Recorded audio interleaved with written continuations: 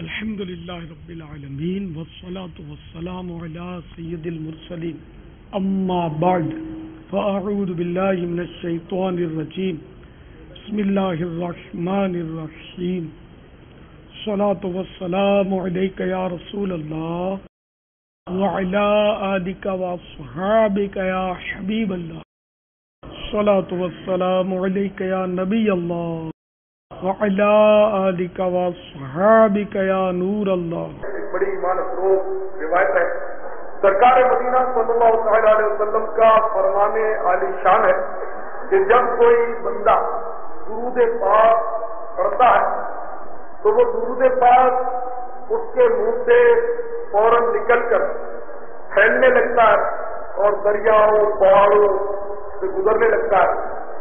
جہاں جہاں سے گزرتا ہے وہ شجر حجر بحر یہ سب کے سب سے گزرتے ہوئے یہ اعلان کرتا ہے کہ میں فلاں بن فلاں کا درود ہوں جو اس نے اپنے پیارے حبیب صلی اللہ علیہ وسلم پر پڑھا. تو وہ ساری اشیاء انہیں کے طرح شجر وغیرہ یہ سب کے سب اس درود پڑھنے والے کے لیے رحمت کی دعا مانگتے ہیں.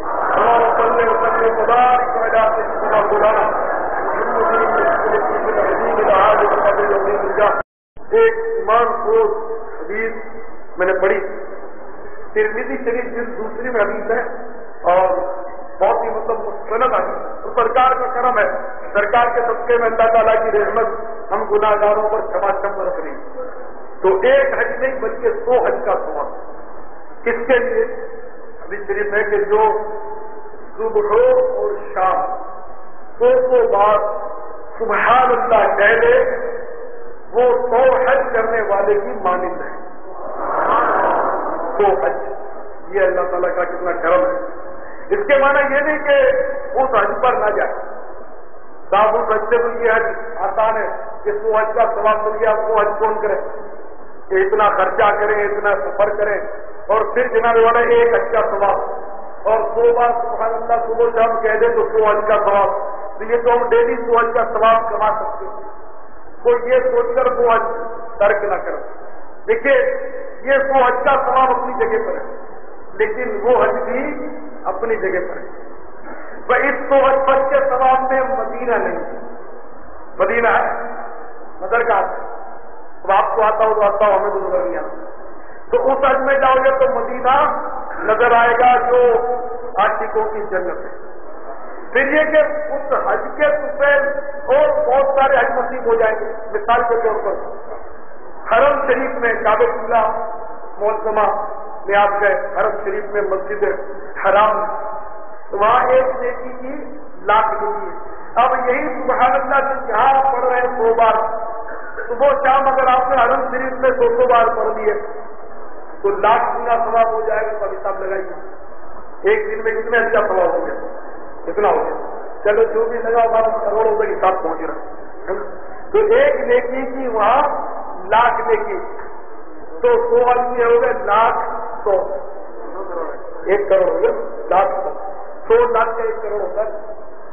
تو آپ اس حج کے لیے جاؤ گے تو روزانہ 1 کروڑ حج کا ثواب تو آپ نے کیوں چٹکی میں حاصل کر لیا. اس کے علاوہ جو نیکی کرو وہاں لاکھ کا حساب. یہاں آپ 1 لاکھ بار درود شریف پڑھو, پوری رات نکل جائے درود شریف 1 لاکھ آپ نہیں پڑھ سکتے. نہ اتنی کسی میں ہمت ظاہر ہے ہم کو تو آج تو کی تفصیل شروع کرو تو وہ بھی پوری نہ ہو. اس سے پہلے شیطان تھپکی دینا شروع کرتا ہے کہ اب سو جا, رات دیر ہوگی. لیکن وہاں مسجد حرام شریف میں 1 درود شریف پڑھو تو 1 لاکھ درود شریف کا ثواب, وہاں لاکھ کا بھاؤ. یا 2 رکعت نفل پڑھو تو 2 ہی کا ثواب. حرم شریف میں 2 رکعت پڑھو تو 2 لاکھ رکعتوں کا ثواب. تو یہاں کے 100 حج سے وہاں کے 1 حج کا مقابلہ نہیں ہو سکتا. وہ اپنی جگہ پر ہے اور یہ ثواب اپنی جگہ پر. اسی طرح سے مدینہ مسجد نبوی شریف میں چلے گئے. حدیث میں آتا ہے کہ مسجد نبوی شریف میں جو 2 رکعت پڑھ لے 2 رکعت پڑھ لے تو اس کو 1 حج کا ثواب. اور اسی طرح مسجد نبوی میں 1 نیکی کی 50,000 نیکی ہے. 1 بار درود شریف پڑھو آپ کو 50,000 درود شریف کا ثواب. 1 کلمہ طیبہ پڑھو تو 50,000 کلمہ طیبہ کا ثواب. تو یوں وہاں بھی بڑھ جاتا ہے کام. اچھا اب جناب والا جہاں 1 لاکھ نیکی ہے، 1 لاکھ، وہاں 1 کی 50,000، تو پھر اس حساب سے لالچ تو یہ ہوتا ہے کہ زیادہ تو مکہ مکرمہ میں رہا جائے، مسجد حرام میں رہا جائے، مدینے کو نہیں جائے کہ وہاں تو 1 سے 50,000 ہے. پھر کیا کرنا چاہیے؟ لیکن میں آپ کو وہاں 1 لاکھ کی تعداد کو ہے، اس میں تو کوئی شک نہیں. بھائی مکہ اور مدینہ دونوں ہمارے سروں کے تاج. مکے کی فضاؤں میں، طیبہ کی ہواؤں میں ہم نے تو جدھر دیکھا سرکار نے. مکہ مکرمہ کی فضاؤں میں بھی میرے آقا نے سانس لیے، مکہ مکرمہ کی ہواؤں میں بھی میرے آقا کے جلوے دیکھے. اس سے تو کسی کو انکار نہیں. روح کی ہر شے میں سمو لوں تجھ کو، اے مکے کی ہوا آج کے میں روح کی ہر شے میں سمو لوں تجھ کو. اے ہوا تو نے تو سرکار کو دیکھا ہی ہے، تو سرکار کو دیکھا ہے مکے کی ہوا نے. تو ہمارے لیے مکہ بھی سر کا تاج کہ مدینہ بھی سر کا تاج. اب مکہ مکرمہ میں مسجد حرام ہے، کعبۃ اللہ شریف ہے، وہاں 1 نیکی کی 1 لاکھ نیکی، اور مسجد نبوی شریف میں 1 نیکی کی 50,000 نیکی. اب 1 لاکھ اور 50,000 کا فرق میں عرض کر دوں. حالانکہ فضل بریلوی رحمۃ اللہ نے اس کو یوں سمجھایا کہ وہاں 1 لاکھ مطلب تعداد تو ہے، لیکن مالیت 50,000 کی یوں زیادہ ہے. اس کی مثال میں آپ کو اپنی زبان میں سمجھاؤں. بھائی ایک جگہ تو ہے روپے کے لاکھ نوٹ ہے، اور دوسری جگہ ہے 50 روپے کے 50,000 نوٹ. تو لاکھ نوٹ بڑھ گئے یا 50,000 نوٹ بڑھ گئے؟ 50,000 بڑھ گئے نا، کہ 100 کے ہیں 50,000 نوٹ اور 1 روپے کے لاکھ نوٹ. تو مکہ مکرمہ میں تعداد زیادہ اور مدینہ منورہ میں مالیت زیادہ. دوسرا ایک نمایاں فرق یہ ہے کہ 1 نیکی کی لاکھ نیکی تو ہے، مگر 1 گناہ کا لاکھ گناہ بھی ہے. اگر معاذ اللہ حرم شریف میں 1 بار کسی کی غیبت کی تو وہ 1,00,000 بار غیبت کی، 1 بار جھوٹ بولا تو وہ 1,00,000 بار جھوٹ بولا، 1 بار داڑھی منڈائی لوگ وہاں بھی داڑھی منڈواتے ہیں. معاذ اللہ معاذ اللہ. جب عمرہ کرتے نا تو سر منڈواتے تو ساتھ میں گاڑی بھی منڈوا دیتے ہیں. بڑا ان پر فرق آتا ہے، کہیں عقل ملتی ہوتی تھوڑی اس کو بھی تیار ہے کہ کم از کم یہاں تو اس حرام فیل سے بچو.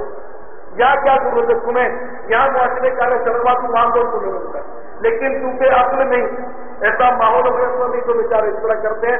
اللہ سب پر فضل و کرم کرتا. تو جہاں آپ نے 1 بار داڑھی منڈائی 1 بار کا گناہ، وہاں 1 بار داڑھی منڈائی تو 1,00,000 مرتبہ گویا آپ نے معاذ اللہ. سوچ بھی نہیں سکتے کہ زندگی میں 1,00,000 بار آدمی نہیں کر سکتا جو وہاں 1 بار میں وہ کر ڈالتا ہے معاذ اللہ. تو وہاں 1 گناہ کے 1,00,000 گناہ بھی ہے، لیکن وہاں مدینے پاک میں سرکار کی مسجد میں ایسا نہیں. 1 نیکی کی 50,000 نیکی ضرور ہے، لیکن 1 گناہ کا 1 ہی گناہ ہے. وہاں مطیعوں کا جگر، جنہیں حرم شریف میں کعبۃ اللہ شریف، وہاں مطیعوں کا جگر خوف سے پانی پایا، یا سیاکاروں کا دامن سے بچل نہ دیکھو. بے نیازی سے وہاں یعنی حرم شریف میں بے نیازی سے وہاں کاپتی پائی دعوت، جو کہ رحمت سے یہاں ناز گناہ کا دے. کہ یہاں چناوی مستانوار جھومتے ہیں کہ اب شفاعت کی چادر آئے گی اور ہمیں اپنے آگوش میں لپیٹتے ہیں. تمہارا نہیں کہ اللہ تعالیٰ یہ مقدس مقامات ہمیں ضرور دکھائے. تو میں اب کر رہا تھا کہ جو صبح شام 2 مرتبہ سبحان اللہ پڑھے تو اسے 100 حج کا ثواب ملتا ہے. 100 بار جو الحمدللہ پڑھا کرے روزانہ 100 بار الحمدللہ صبح شام، تو اسے وہ مجاہدین کو گھوڑے پر سوار کرنے کا یعنی ان کو گھوڑے پیش کرنے کا ثواب ملتا ہے. یا یوں فرمایا کہ دونوں الفاظ شریف میں 100 غازیوں کا ثواب ملتا ہے. اس نے 100 غزوات میں شرکت کی. جس نے 100 بار لا الہ الا اللہ کہا 100 بار صبح شام، تو اسے 100 آل اسماعیل سے 100 عربی غلام آزاد کرنے کا ثواب ملتا ہے. اور جو 100 بار اللہ اکبر صبح شام کہہ لے تو اسے اس قدر ثواب ملتا ہے، اس قدر ثواب ملتا ہے کہ اتنا ثواب اس دن کسی کو نہیں ملتا سوا اس سے کہ جو ایسا عمل کرے۔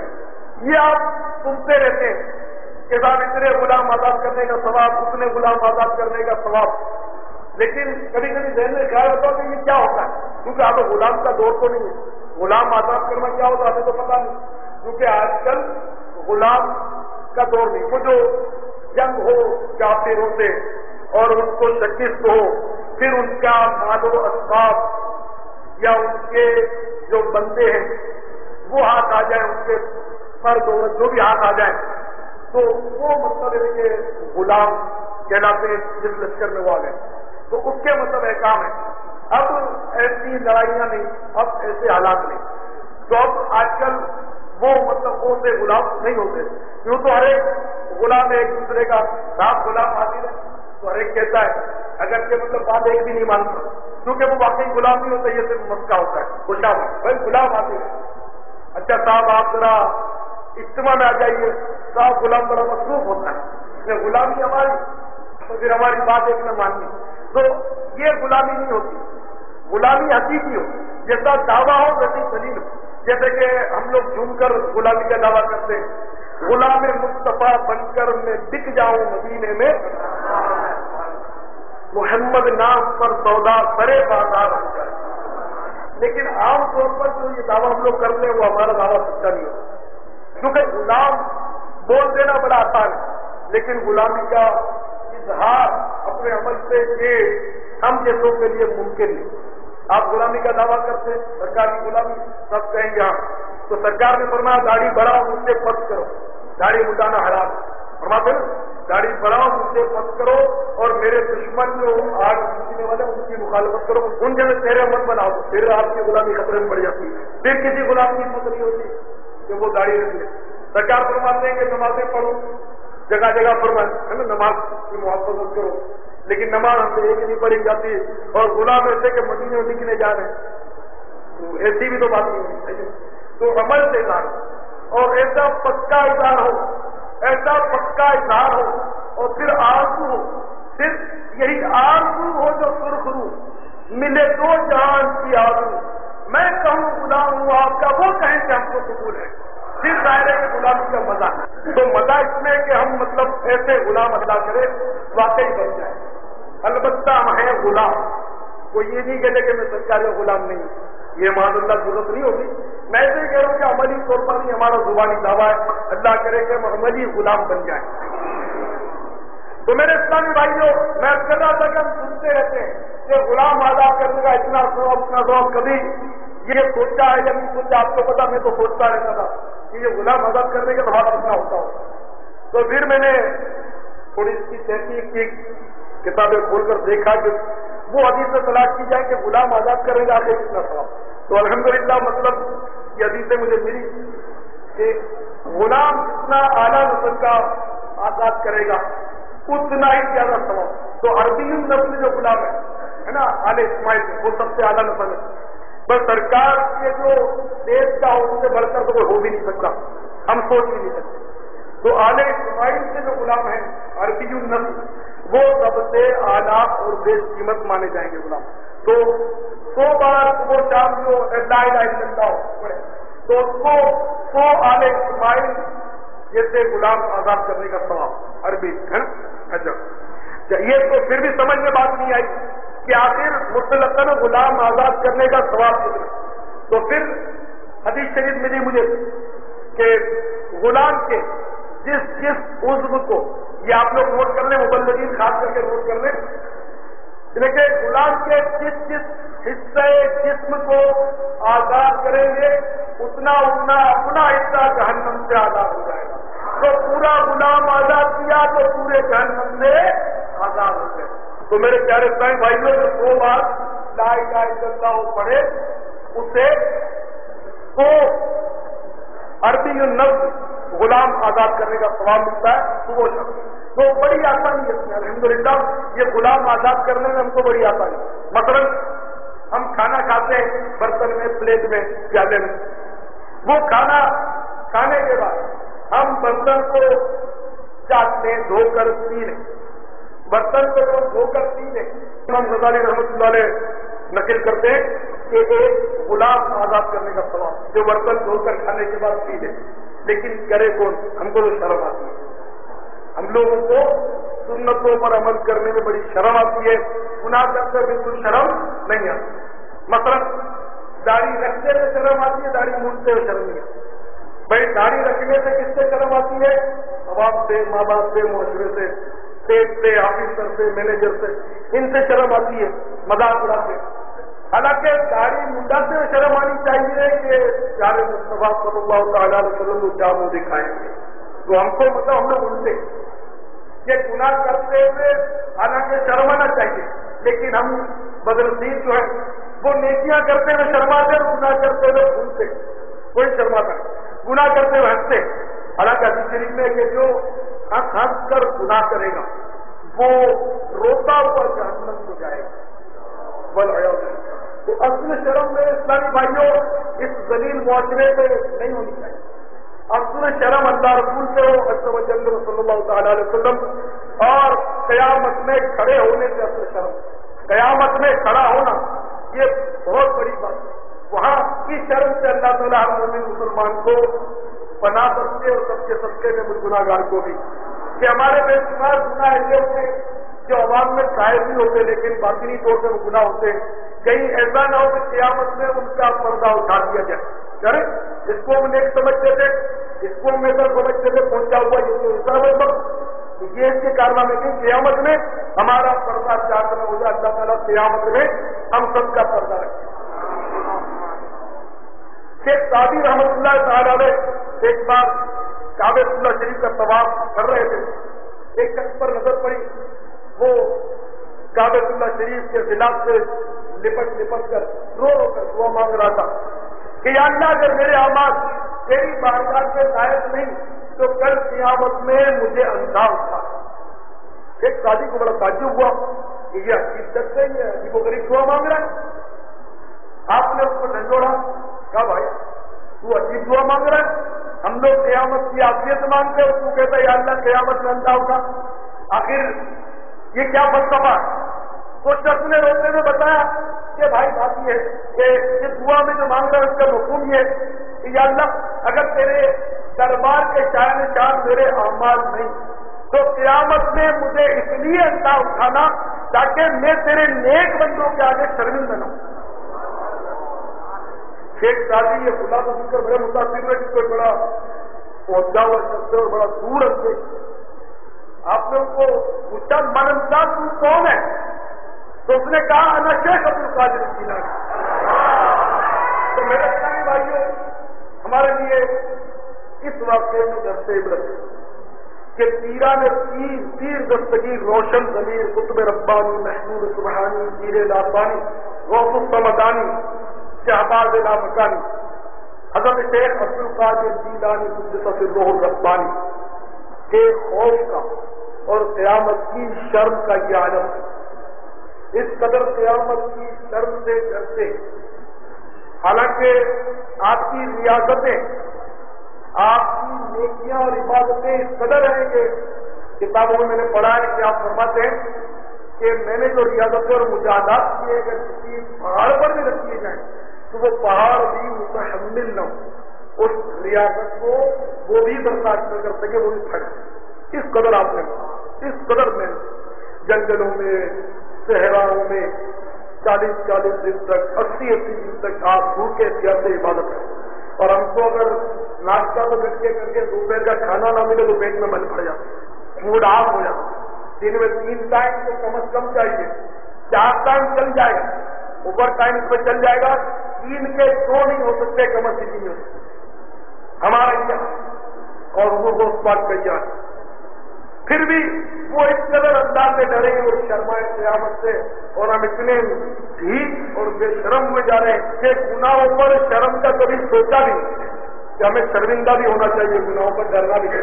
ہم بندوں سے ضرور ڈرتے ہیں، بعض گناہ ایسے ہیں کہ ہم بندوں سے ڈرتے ہیں کہ لوگوں کو پتا چل گیا تو لوگ کیا کہیں گے، اپنا امپریشن خراب پڑ جائے گا، اپنا بھرم ٹوٹ جائے گا، وقار مجروح ہوگا، ہم اگر اللہ کے نزدیک اچھے ہیں اور معاشرے کے نزدیک ذلیل ہے، کوئی فرق نہیں پڑتا ہماری صحت پر. اگر معاذ اللہ کے نزدیک ہم برے ہیں معاذ اللہ، اور اس معاشرے نے ہمیں بالکل اپنے کندھوں پر اٹھا رکھا ہے، سر پہ چڑھا رکھا ہے، اتنی عزت کی بڑی کرسی پر بٹھا دیا، ہاتھ مان کر کھڑے رہتے ہیں. یہ عزت کسی کام کی نہیں. حقیقی عزت وہی ہے جو اللہ تعالیٰ کی نظر میں، اللہ کے نزدیک جو موجود ہے. ان اکرمکم عند اللہ اتقاکم، تم میں معزز اور مکرم وہی ہے جو اللہ کے نزدیک پرہیزگار ہے. تو بات تو وہی ہے کہ جو اللہ کے نزدیک اچھا ہے وہی اچھا ہے، جو اللہ کے نزدیک اچھا نہیں وہ اچھا ہو ہی نہیں سکتا. تو اللہ تعالیٰ اپنی بارگاہ میں اچھا کرے اور دنیا کی بھی رسوائی سے بچے. کہ اگر دنیا میں آسمانی پڑ گئی، دنیا میں کچھ رسوائی ہو گئی، جیسے بے شمار بھائی ہمارے سنتوں سے ڈرتے ہیں، اسی لیے ڈرتے ہیں کہ لوگ بے شمار بھائی میرے تھے جن کو امامے سے بڑی لگن ہے، محبت ہے، کھوکھلی محبت ہے، اس لیے کہ معاشرے سے وہ شرماتے. تو میں تو اس محبت کو کھوکھلی کہوں گا. حقیقی محبت یہ کہ محبوب کے ادا پر مر مٹ جائے، چاہے ٹکڑے کر دیے جائیں.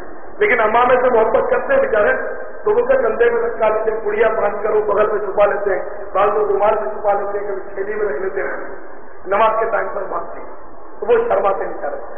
تو اور یہاں آ کر مانگ لیتے ہیں، اس کو بھی کئی بیچارے کندھے پر رکھتے ہیں.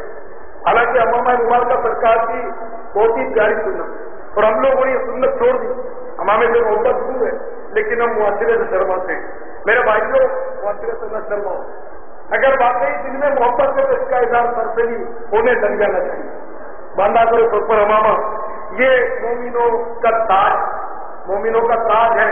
ایک ایک ایج پر قیامت کے دن ایک ایک نور ملے گا. کروڑوں نور انشاءاللہ آپ کے لیے قیامت کے دن جمع ہو جائیں گے. بار بار کام سے کھلتے رہیں گے نور تک کو. اور 2 رکعت آپ امامے کے ساتھ پڑھو گے تو 70 رکعتوں سے زیادہ ثواب ملے گا، ورنہ 2 کا ثواب ملے گا. وہ بڑے فضائل ہیں سنتیں، تو اس سنت کو بھی اپنائیے. اللہ تعالیٰ آپ پر فضل و کرم فرمائے. سنتوں کی محبت ہے. ابھی میں نے جو فضائل بتائے وہ حج کے، وہ بھی شاید ہی سب کو یاد ہو. بہت مشکل. کیا یاد ہے آپ کو؟ تو حج کا ثواب کیا پڑھیں گے تو ملے گا. ایک بار سبحان اللہ پڑھ گئے تو حج کا ثواب ملے گا. صحیح ہے نا؟ صحیح ہے نا؟ دیکھو میں کئی لوگ ایک بار 100 بار صبح شام سبحان اللہ پڑھیں گے تو 100 حج کا ثواب انشاءاللہ ملے گا. تو آپ لوگوں کو یاد بہت کم رہتا ہے، یہ شکایت تو مجھے آپ سے رہے گی. سفید لباس سرکار مدینہ صلی اللہ علیہ وسلم کو بہت پسند. سبز لباس بھی پہننا ثابت ہے سرکار سے، مگر صحیح بات ہے کہ میری تو ہمت نہیں ہوتی کہ سبز لباس پہنوں. جو سبز رنگ ہے، پھر کرتا پہنو گے تو پاجامہ بھی پہننا پڑے گا. سمجھیے میری بات. تو سبز ہماری مسجد میں سبز دکھا دیے کالی. میں نے تو کئی بار کہا جب مجھے پوچھا ہوتا تو میں سبز رنگ کا مشورہ نہ دیتا. بار بار اپنے قدم کے نیچے سبز رنگ آتا ہے تو ذرا طبیعت کو اچھا نہیں لگتا. ویسا ہے جائز، خیر جائز. اب یہ ضروری نہیں کہ جائز کام کو کر ہی گزرو. سبز رنگ پر پاؤں رکھنا جائز ہے، لیکن رکھنے کی کوئی فضیلت بھی تو نہیں ہے جو آدمی رکھے. تو ذرا دل کو مطلب ہے کہ ایک عجیب سا لگتا ہے کہ جس سبز گنبد سے اتنی محبت کریں، سبز رنگ سے اتنی محبت کریں، وہ پاؤں تلے روتے تو ذرا طبیعت کو اچھا نہیں لگتا. ویسے ایک جائز لوگ سبز چپل بھی پہنتے، کسی کو روک کو نہیں سکتے ہیں، وہ بھی جائز کیونکہ شریعت کا مسئلہ جو ہے وہ تو یہی ہے. لیکن اپنی طبیعت کو اچھا نہ لگے وہ اس کو کیا کریں. اعلیٰ حضرت رحمۃ اللہ علیہ فرماتے صاحبہ صحیح افضل مکہ ہی بڑا صاحب. ہم عشق کے بندے ہیں کیوں بات بڑھائی، ہم سے کیوں الجھتا ہے. تو وہ اعلیٰ حضرت رحمۃ اللہ علیہ کا عشق کا ذوق ہے. دوبارہ میرے پیارے اسلام بھائی سب بھی ثابت. تو سب چادر اوڑھیں گے تو کسی کو بچھانے کے لیے مسئلہ ہو جائے گا، بچھا کر مزہ نہیں آئے گا تو اس کو بچھائے گا. آپ کو آئے گا مجھے نہیں آئے گا. تو طرح طرح کے عزت دینے کے طریقے ہیں. ہم لوگ کھڑے ہو جاتے ہیں، اس لیے مطلب تعظیم کرتے ہیں جس طرح بھی مرض. یہ عام ایک قاعدہ ہے، کوئی بھی سمجھدار عالم ہو اس سے پوچھنا. ہر داڑھی والا عالم نہیں ہوتا. کوئی سمجھدار عالم ہو اس سے پوچھ لینا. میری بات کی تصدیق کر لینا کہ مسلمان کسی کام کو اچھا سمجھ کر کرے، کسی کام کو اچھا سمجھ کر کرے اور وہ شرعن منع نہ ہو، شرعن وہ منع نہ ہو، اللہ کے نزدیک وہ ناپسندیدہ نہ ہو، تو اب مسلمانوں کے مل کر اس کام کو کرنے سے اللہ کے نزدیک بھی وہ کام پسندیدہ ہو، یہ بالکل ایک عام قاعدہ، ورنہ تو یہ کہ بڑا نظام دھرم بھر ہے۔ اب یہ اس طرح کی RCC کی جو مسجدیں یہ اپنے کنکریٹ کی پکی مسجدیں پہلے بھی نہیں ہوتی، کھجور کے تنے اس طرح تو مسلمان اچھا سمجھ کر کرتے ہیں، تو اس کو برا کوئی بھی نہیں کہہ سکتا۔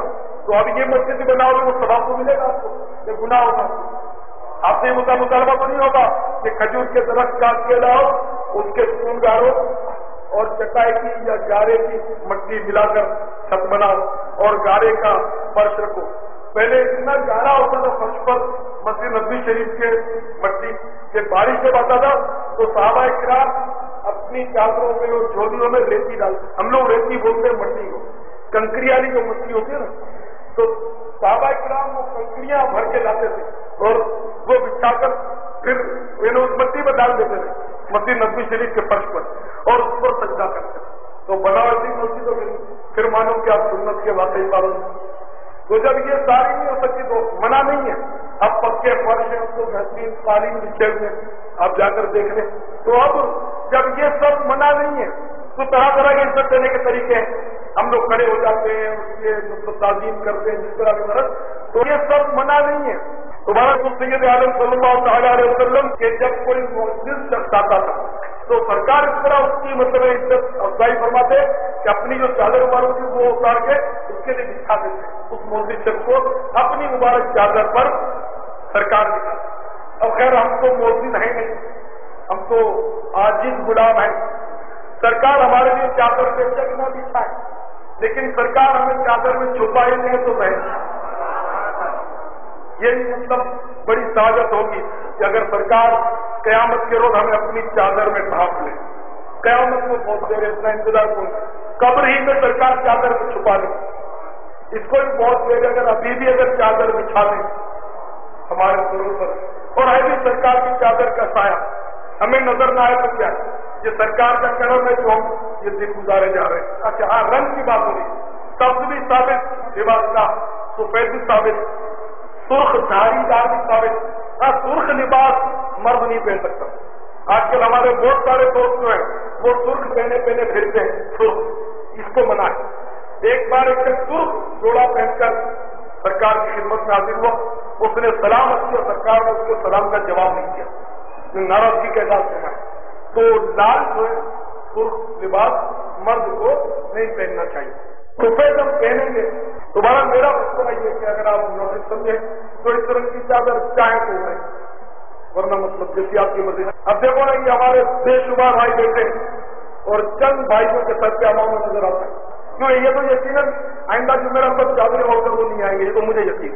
اس سے پہلے میں آپ کے سروں پر امام میں دیکھنا چاہتا ہوں، وہ زیادہ افضل چادر سے یقیناً بہت زیادہ افضل امام ہے۔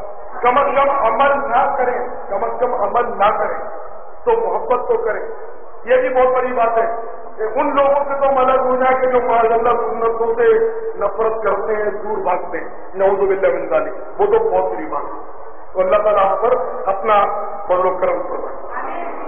تو بات بہت دور نکل گئی، ہم نے سبحان اللہ، الحمدللہ، اللہ لا الہ الا اللہ، اللہ اکبر، ان کی ہم نے فضیلت سیکھی ہے۔ پھر پچھلی بار بھی ہم نے کچھ سیکھا تھا اور میں نے کہا تھا اگر میں اعلان کروں تو وہ پتہ کہ آپ نے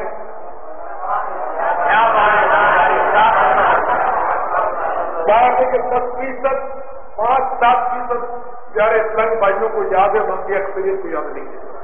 دیکھو سارے یاد میں چاہ رہے ہیں، کافی لوگوں کو یاد نہیں، ماشاء اللہ ماشاء اللہ، بہت اچھے۔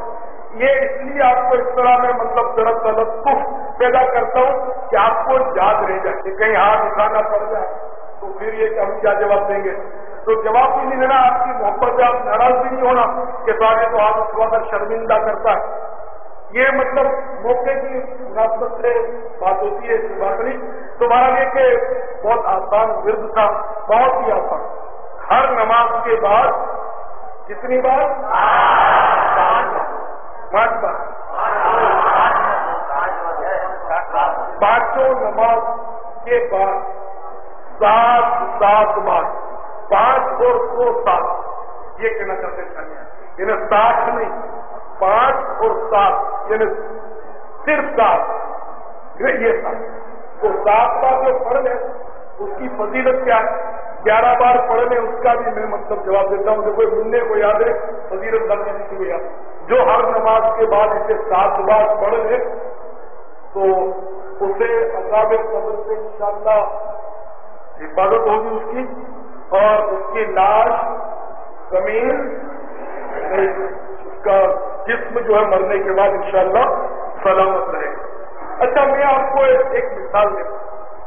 چابی میں آپ نے دیکھا دندانے ہوتے ہیں میں آپ کو دکھاؤں نظر بھی نہیں ہے یہ چابی میں دندانے 1 2 3 4 میری اس چابی میں 4 دندانے اگر اس کے دندانے 4 کے میں 3 کر دوں تالا کھل جائے گا. اچھا تو 4 کے 5 کر دوں پھر تو کھلنا چاہیے نا. ماشاء اللہ بڑے سمجھدار ہے. دنیا کی مثال میں فوراً سمجھ لیتے ہیں. تو یہی جواب 7 اور 11 کا جس بھائی نے کیا کہ میں 11 پڑھوں تو 11ویں والے کی محبت. اگر ہر عشاء کی نماز میں ہم 2 سجدوں کی بجائے 3 سجدے کر لیں تو ہم ناراض نہیں ہوں گے. بس 3 سجدے کریں گے نا اور 5 رکعتیں پڑھ لیتے 4 کے بجائے. کیا خیال ہے ہاتھ سے ہو جائے تو 4 رکعتیں ہی جنت کا دروازہ کھول سکتی ہے نا. چابی میں 4 ہی بندانے 5 بندانے ہو گئے تو جنت کا دروازہ نہیں کھل سکے گا. تو 7 بار یا باری وہ پڑھو گے تو یہ فضیلت آپ کو ملے گی. 11 بار پڑھو گے تو ہو سکتا ہے فضیلت اور بڑھ جائے.